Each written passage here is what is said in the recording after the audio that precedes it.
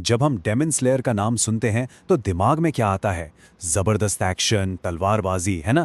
पर ये कहानी सिर्फ उतनी ही नहीं है। ये कहानी है इस बात की कि कैसे एक हंसती खेलती शांत जिंदगी बस एक झटके में तबाह हो सकती है। तो चलिए कहानी की शुरुआत में चलते हैं। कल्पना कीजिए, पहाड़ों के बीच एक छोटा सा प्यारा सा घर, एक परिवार जो एक दूसरे से बहुत प्यार करता है और रोज की जो मेहनत होती है ना, उससे मिलने वाली वो छोटी छोटी सी खुशियां। बस यही थी तंजीरो कमाडो की दुनिया। एकदम सिंपल लेकिन अपने आप में पूरी। लेकिन कहते हैं ना कि शांति अक्सर कांच की तरह होती है, पता भी नहीं चलता और एक ही पल में सब कुछ टूटकर बिखर जाता है। और फिर आता है एक ऐसा भयानक तूफान जो उस परिवार से सब कुछ छीन लेता है और वो प्यारी सी दुनिया हमेशा के लिए अंधेरे में गुम हो जाती है। तो इस शांत सी दुनिया का सेंटर कौन था? तंजीरो कमाडो, एक ऐसा लड़का जिसके लिए उसका परिवार ही उसकी पूरी दुनिया थी। उसकी हर मेहनत, हर एक कोशिश बस इसलिए थी कि वो अपने परिवार के चेहरों पर एक मुस्कान देख सके। लेकिन फिर एक बर्फीली शाम आती है। जब तंजीरो काम से घर लौटता है तो उसे कुछ अजीब लगता है। कुछ भी पहले जैसा नहीं था। दरवाजा खुला पड़ा है और घर के अंदर एक अजीब मौत जैसी खामोशी। तंजीरो का दिल एकदम बैठ जाता है। वो समझ जाता है कि कुछ बहुत ही गलत हुआ है। और अंदर जो मंजर उसने देखा, उसने एक पल में उसकी पूरी दुनिया को खत्म कर दिया। उसका पूरा परिवार, सब खत्म हो चुका था। वो एकदम सदमे में था, जैसे उसकी सांसें ही रुक गई हों। दिमाग में बस एक ही सवाल घूम रहा था बार बार, आखिर ये सब क्यों हुआ? लेकिन उसी तबाही और बर्बादी के बीच उसे एक उम्मीद की छोटी सी किरण नजर आती है। एक हल्की सी हरकत। उसकी बहन नेजुको, वो जिंदा थी। बस उस एक पल के लिए तंजियों को लगा कि शायद उसने सब कुछ नहीं खोया है। पर वो उम्मीद भी अपने साथ एक भयानक सच लेकर आई थी। नेजुको जिंदा तो थी, पर वो अब इंसान नहीं रही थी। उसकी मासूम आंखों की जगह अब एक डेमन की भूखी नजरें थीं। हाँ, वो एक डेमन बन चुकी थी। और बस उसी पल अपनी टूटी फूटी हिम्मत को जोड़कर तंजीरो ने एक वादा किया। एक ऐसा वादा जो उसकी जिंदगी का नहीं, उसके जीने का मकसद बन गया। उसने ठान लिया कि चाहे कुछ भी हो जाए, वो अपनी बहन को वापस इंसान बनाकर ही रहेगा। और बस इसी वादे के साथ तंजीरो का एक खतरनाक सफर शुरू होता है। बहुत जल्द एक घने जंगल के अंधेरे में उसका सामना अपने पहले डेमन से होता है और वहीं उसे ये एहसास होता है कि सिर्फ मजबूत इरादे रखने से ये जंग नहीं जीती जा सकती। वो डेमन उसे एकदम कमजोर समझकर उसका मजाक उड़ाता है, लेकिन तांजीरो का डर अब गुस्से और संकल्प में बदल चुका था।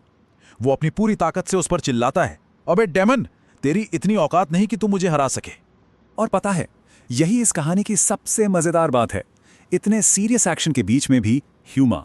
तंजीरो का जवाब सुनकर डीमन बेचारा खुद कंफ्यूज हो जाता है। भाई, ये मेरे से लड़ रहा है या कोई मीम बना रहा है? खैर, ये मजाक ज्यादा देर नहीं चलता और एक बहुत ही गंभीर लड़ाई में बदल जाता है। उस लड़ाई के बाद तंजीरो को एक बात तो साफ हो गई कि उसे बहुत बहुत मजबूत बनना पड़ेगा। और फिर शुरू होती है उसकी जबरदस्त ट्रेनिंग। मतलब सुबह उठो तो ट्रेनिंग, दोपहर में भी ट्रेनिंग, शाम को भी ट्रेनिंग और फिर रात में अकेले बैठकर बस यही सोचना कि यार, ये जो जिंदगी में चल रहा है, ये फैसला सही भी था या नहीं। तो ट्रेनिंग के बाद तंजीरो एक काफ़ी अच्छा डीमन स्लेयर तो बन जाता है। लेकिन अच्छी बात यह है कि वो इस सफ़र में अकेला नहीं रहता। बहुत जल्द उसे कुछ ऐसे दोस्त मिलते हैं जो उससे भी ज़्यादा अजीब हैं। और बस यहीं से जन्म होता है हमारी टीम केओस का। टीम में सबसे पहले एंट्री होती है जेनित्सुगी। अब ये एक ऐसा बंदा है जो इतना डरपोक है कि अपनी परछाई से भी डर जाए। लेकिन इसमें एक ट्विस्ट है। जैसे ही वो सोता है, वो एक बिल्कुल अलग ही इंसान बन जाता है, एक बिजली की रफ्तार वाला सुपर पावरफुल फाइटर। और फिर आता है इनोसुके, एक जंगली लड़का जो हमेशा सुअर का मास्क पहने घूमता है और जिसे बस हर किसी से लड़ना होता है। उसका जिंदगी में एक ही मकसद है, सबसे मजबूत बनना और हर किसी को लड़ाई में हराना। तो अब टीम में कौन कौन है? एक इमोशनल लड़का, एक हद से ज्यादा डरपोक और एक पूरी तरह से जंगली और पागल। मतलब दूसरे शब्दों में कहें तो परफेक्ट केओस।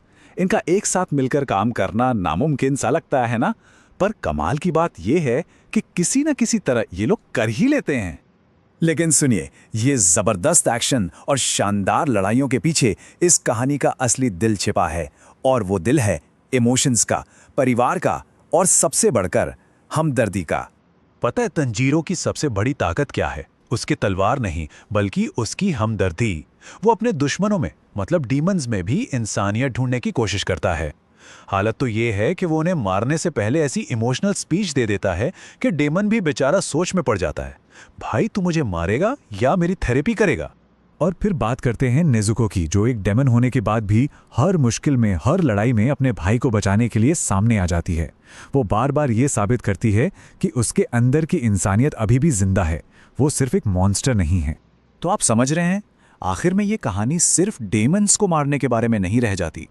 ये कहानी इस बारे में है कि हमें लड़ने की वजह कहाँ से मिलती है।